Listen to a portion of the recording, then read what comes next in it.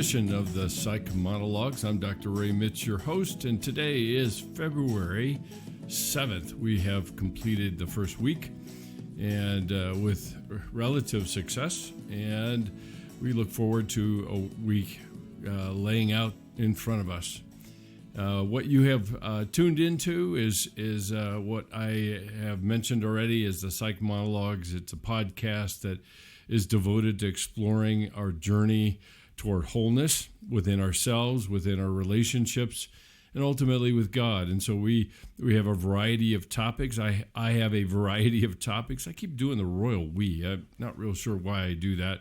But I have a variety of topics I wander in and out of. Some of them are prompted by the events of a week or interactions that I have with people, and oftentimes those grow into something that I spend a little time talking about during this podcast. My hope is that you will relate to it. It will be something that you see in your own life, and it could bring about some measure of growth and pursuit of a greater level of integrity and wholeness, and just as our purpose statement says. So here we go, and I have just by way of introduction, if we have anybody who's listening new, I mentioned at the beginning, I'm Dr. Ray Mitch. I'm a professor of psychology at the Colorado Christian University. And I have been teaching there for 13 years. I've been in private practice as a psychologist for over 40. And so there's a fair amount of experience behind me.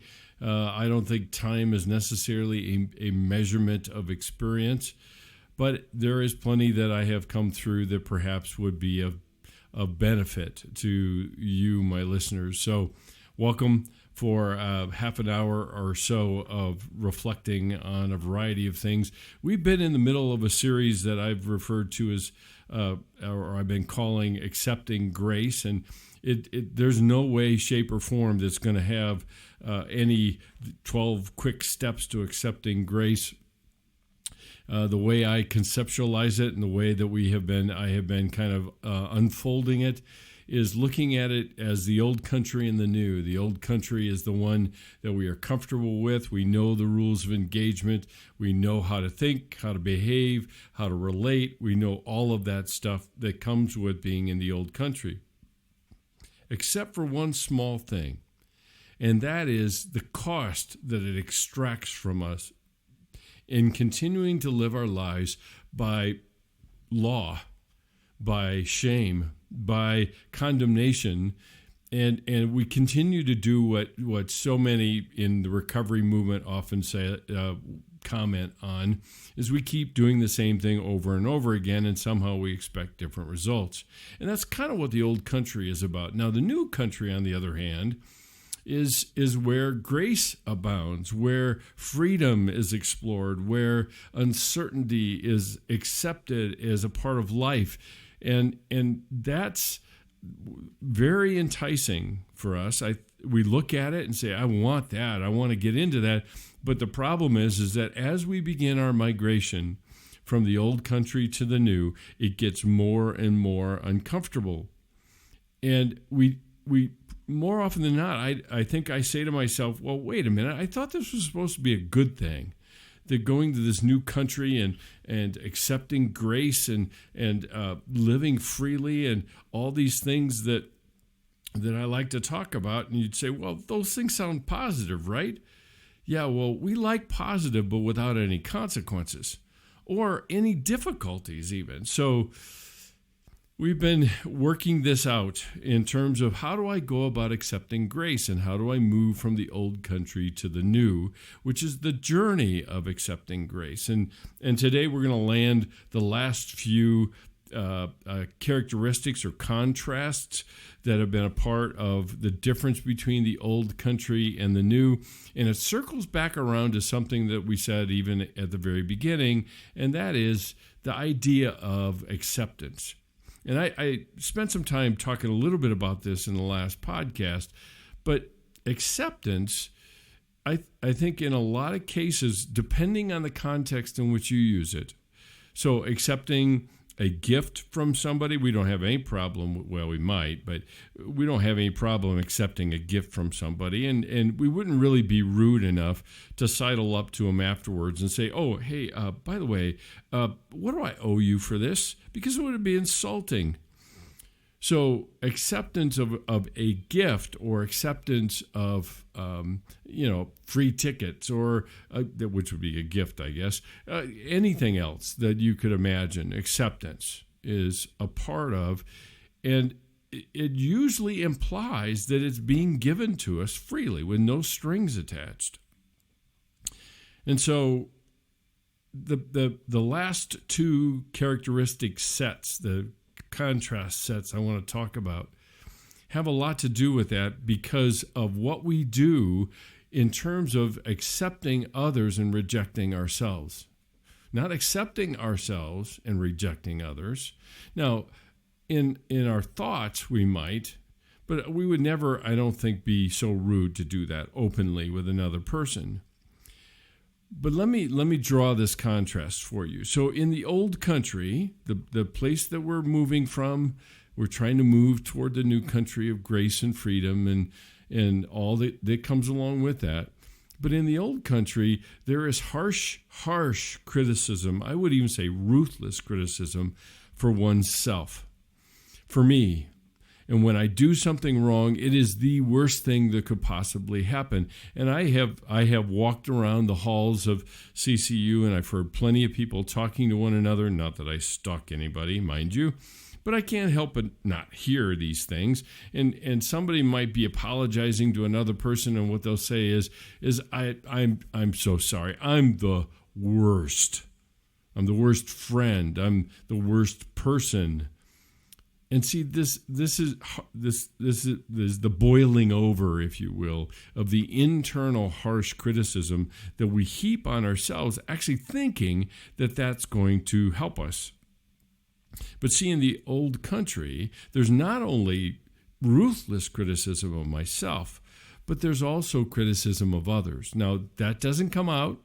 In a lot of cases, it's within our own heads that we are critiquing and critical of other people. But the thing to keep in mind here with this one is that whatever the well is within us about how we handle our mistakes and how we handle the flaws that we have or the shortcomings we have or not being able to accomplish things or the inadequacies or the insecurities are always met with a very harsh dose of get over yourself and get on with life and don't let this stuff get you down. Keep moving and just ignore it and it'll go away. And so the harsh criticism that happens to others in the old country is usually an overflow of the harsh criticism that we're doing with us. And like I said, that doesn't come out. We might be critical of the person. A lot of times it gets translated into gossip because we're critiquing somebody else. You know, it's like the family that goes home after church on Sunday morning and sits down to dinner and roast pastor. So we do that, and there's a lot of reasons why we do, and I'm not really going to get into that, but in the old country, there is harsh criticism of self and others, and that harsh criticism is the embodiment of what we believe about ourselves, and what change looks like. And that is the only way things change is you make yourself miserable enough and feel awful enough that you will do everything you can to avoid it, and then that will result in better things, in change, in whatever. And quite honestly, I have sat with people for 40 years, and I have rarely ever seen this happen.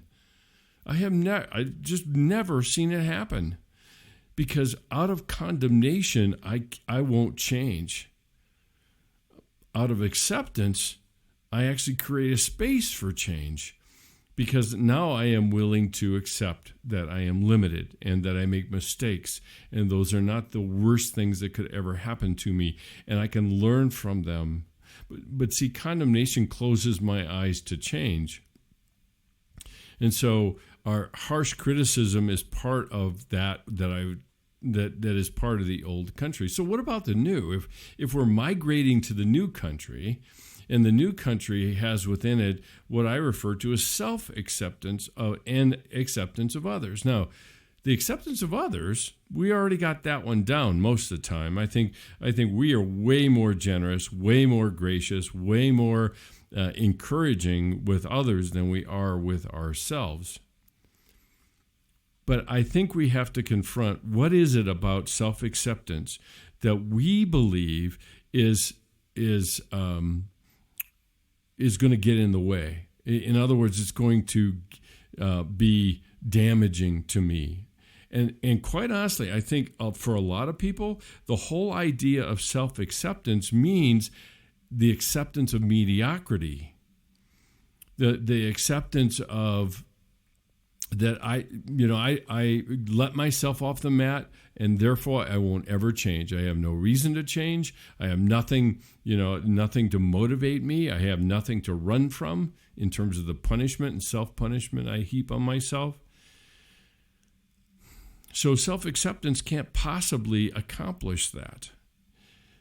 The thing is that self-acceptance has absolutely nothing to do with turning a blind eye and condoning our flaws and shortcomings and struggles and all the other things.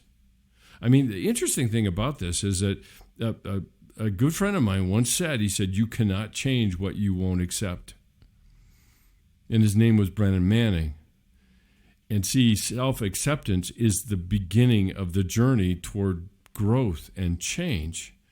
Because if I can accept myself as I am, then I can start to change and grow that I am thing, self. I can grow that because I have a space to do it without always looking over my shoulder for how bad and awful of a person I am because I made a mistake. So that everything flows out of our willingness to accept ourselves. And we've got a jacked up definition of what acceptance means, because acceptance has nothing to do with condoning. Acceptance, is not enabling. It is not turning a blind eye. It is not denial. It is not any of those things. As a matter of fact, it is probably a more clear-eyed view of me with acceptance than there is with condemnation, because I have emphasized the negative aspects of myself to such a degree that is all I am defined by. So when Paul talks about, in Galatians, he talks about thinking about ourselves soberly and clearly, and that involves both things: my strengths, the things I do well, the things that I am gifted in, and the things that I struggle in. And it is natural for us to want to reject one, the things I struggle with, and accentuate and highlight the other, the things I do well, the things that I am gifted in doing. Why? For somebody's consumption, I might add. It's for somebody's consumption. It's not just for us. It's for other people's consumption. And so they will applaud and approve and affirm all of the things that I'm doing well, and I'm going to downplay and reject these other characteristics of mine, and that way they won't really see it, and that way I won't be judged by it, because I'm already judging myself by it. So the interesting thing about this aspect of things is that the criticism, and let me go back to that for just a second, this idea of being ruthless with ourselves. The interesting thing about that is that, and I told this story way back when I first started doing this podcast, and I referred to it as the story of Love Canal, and how it was a little community that was built on a toxic waste dump, and the toxic waste had seeped into the water table underneath this community and began to poison the people that lived there. And I drew that as a metaphor of the things that we bury within us that seep into our emotional water table, and they impact all of our relationships. And this ruthlessness is a component of that. Because if I'm going to be so ruthless on myself and so kind-hearted and gracious and everything else with other people, there is such a split between the different parts of my heart, the one part that I condemn and the other part that I try to engage in terms of talking to other people, that chasm gets so big that we can't possibly live lives of integrity or being integrated. And that's when the problem happens, because this ruthlessness will seep into the system and it will seep into our relationships, and we'll look at people with a skewed eye because they can't seem to measure up or do things. Now, again, we may not say anything like that, but it sooner or later it begins to show up in our shortness with them, our saying kind of cutting words and sarcasm and things like that. It comes out that way. And so what's important to understand is, in the old country, the only way to change is condemnation. In the new country, the only way to change is self-acceptance. And obviously, what comes out of that, of course, is the acceptance of others. Now, acceptance, again, even of others, doesn't mean just turning a blind eye and patting them on the head and going about your way, and I'll just enable bad behavior and everything's hunky-dory and you're fine and all that kind of jazz. That's not acceptance. Acceptance has an eye for what they could become and what God is doing in them, and catching a glimpse of that and maybe reflecting that back is equally a part of acceptance. Because let's face it, the reality is that even if I do this well, I am interacting with people around me who are self-rejecting. They're not self-accepting. And a lot of their behavior is motivated to avoid more rejection, otherwise known as shame. And so that's one characteristic and contrast I wanted to draw. The second one I wanted to draw was, in the old country, people seek limited intimacy and connection, and in the new, people pursue intimacy in relationships and through self-revelation and inviting others to join in that authenticity. Now, let me go back to the old country, and then we'll walk to the new. I told you we were going to be wearing this path really, really well. So what do I mean about in the old country, they seek limited intimacy and connection? You know, the interesting thing about this is that we have an incredible capacity to create the appearance of intimacy and vulnerability when in fact we are still firmly in control of what we believe is your perceptions of me. So I can appear as if I am very available and very open and wanting to be known and so forth. But what I'm sharing to be known about me is something that is relatively non-threatening. It doesn't threaten my sense of importance. It doesn't threaten my sense of it threatened my connection to you. And so in the old country, the kind of intimacy we're talking about, which really isn't intimacy at all, okay? Let's just be really clear. Intimacy is knowing and being known. So it really isn't intimacy. It's a superficial or pseudo-intimacy that they engage in, and they count on other people to do the same. So we just, we kind of trade. I call it like playing emotional footsie with each other, and we do the right things, say the right things, comment on something that we've been struggling with or whatever the word is we use, and the person nods in empathy and so forth. But we're not really any more known because we're not sharing current material. Most of the time we're sharing historical information and material that has already been resolved. And it doesn't display our level of need to the other person at all. It's just displaying, well, I had this problem and now I'm over it. I'm doing so much better. See, now you know me. And so while it looks like intimacy and connection in the old country, it actually is part of a larger dance to create an appearance of intimacy and connection when in fact people still walk away and say, I'm not sure I know that person any better than I did before.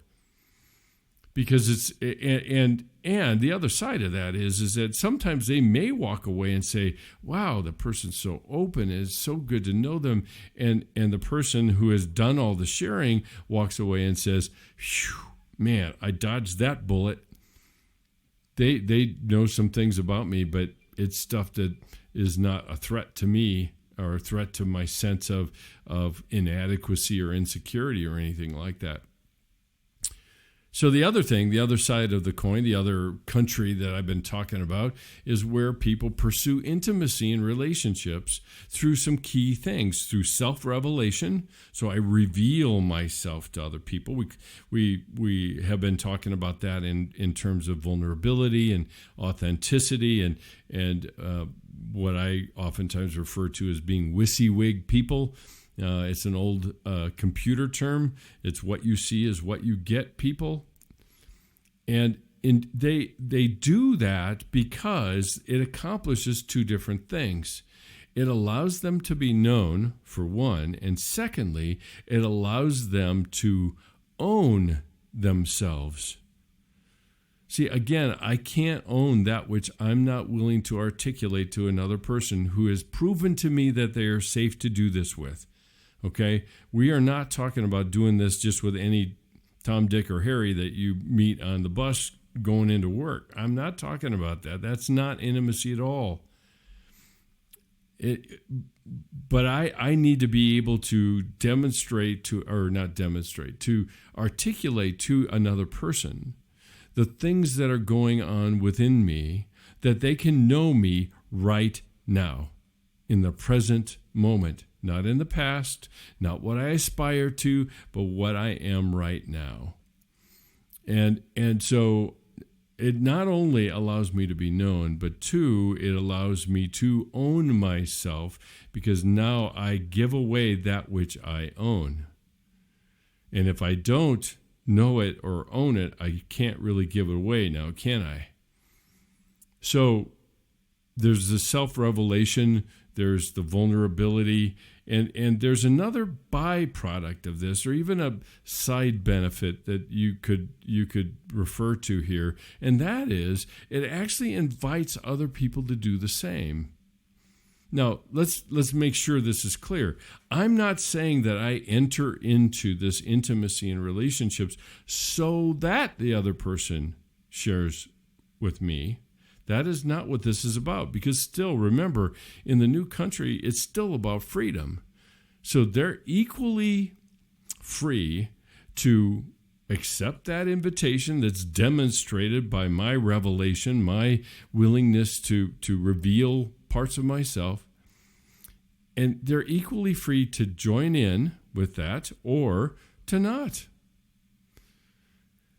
And that's okay. That's what freedom is. If I only have one option, it's not freedom. And quite honestly, I'd go even further and say that is also not love. Because love flourishes in freedom. And intimacy draws another into the same space to allow them or even invite them to join us in that space. To be known as they are, and experience the kind of grace that we're talking about here. And that's the height of accepting grace, is it not? To share that which is going on within myself right now, again, not in the past, not in the future, what I aspire to, but right now, I see huge opportunities to experience what grace really is about. And that's a big deal. I think that at that point is when grace actually creates the space for us to grow. Because with that space, there is a place for us to begin to push into new areas. And I will say right out of the gate, that gets pretty uncomfortable. I understand that. I got it. It is. Growth is always uncomfortable. Now, when we get on the backside of growth, we can, puff out our chest and say, look how far I've come. But going through it, it is rarely comfortable. And that's when we define all pain as bad. Therefore, it hurts when I grow, and therefore it is bad too, even though I give lip service for this stuff that we call growth. So we have walked through 12 different contrasts between the old country and the new. The old country of law and condemnation and shame, and the new country of grace and freedom and intimacy. And I have covered all of these in the last somewhere 6 or 7 episodes of the Psych Monologues. So we're now landed. Now, the one last thing I have to do, and that's going to be next week, where it's going to all begin to make sense and come together, is what are the engines for these characteristics of the old country and the new? And we have to look at what about our emotions? What role do our emotions actually play in either sustaining and keeping the old country in place, or drawing us to the new country and giving us the courage to actually move into these newer places? And that's going to be for next week, which brings us to the end for tonight. And as always, I always have some program reminders. I've got some really pretty exciting news coming up that I will be announcing next week. I've been in talking to a friend, and I think we've almost got all the details almost worked out. I'm not going to tell you what it is, but it will be a huge help for all of our efforts at growing the scholarship fund for the CCU Silent Retreats. And that I'll start with my list there, is that the Psych Monologue really exists to create a platform and perhaps draw other people that want to engage in this kind of style of spiritual formation that I'm talking about in the monologues, that also includes silence and solitude. And so I have been inviting people to partner with us to grow this scholarship fund for CCU students to go on a silent retreat during once during their time at CCU. And it is not, it's not an inexpensive proposition for a college student. So we've been growing this scholarship fund to make it possible or affordable too, for them to be able to go to our silent retreats. We do that twice a year. We have another one coming up in April 8th through the 11th. And so the registration page and stuff on the website is there for any students out there that might be interested to get in on registering. That is not a commitment that you will go. It's going to be first come, first serve. And we have, at this point in time, at least for CCU students, I have a confirmed amount that they will need to be able to raise to be able to go, and I'll be announcing that next time. And this exciting news, I think, that will really help build our scholarship fund into the future to make it sustainable for students to go. If it gets even more interesting, or other people outside of CCU, other students who might be interested in doing something like this and joining our CCU students, register. I'm open to the idea of growing the silent retreats and having more people of the 18 to 22 to 18 to 25 range to be involved in these. And at this point in time, that's kind of the cohort of age that we're targeting because of just the mix of people and so forth. So there's always that. The other thing is just to encourage you that if you're listening and I've talked about something that has struck a chord or resonated, please subscribe. Subscribe on through a variety of means through the website. My website is drmitch.com.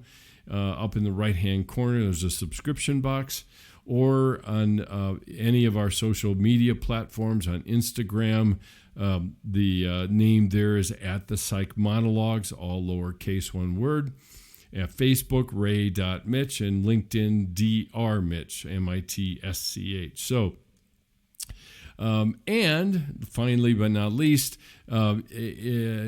subscribe through your favorite platform for podcasts as well. You can do that on Spotify or Stitcher or iTunes or on Amazon Music, and we just added iHeartMedia. So anywhere that podcasts are, please subscribe and join us each week. I will be leaving this topic behind after next week, and heavens knows where I will go. I have a whole list of ideas and thoughts to put together for single episodes. My hope is sometime in the future to enjoy some guests on the podcast to interview and talk a little bit about the things that we're talking about here with spiritual formation and the nature of all things with growth and intimacy and freedom and grace, all of my favorite topics. So that is it for tonight. Thank you so much for joining me. I am Dr. Ray Mitch. Love you. Later. Bye.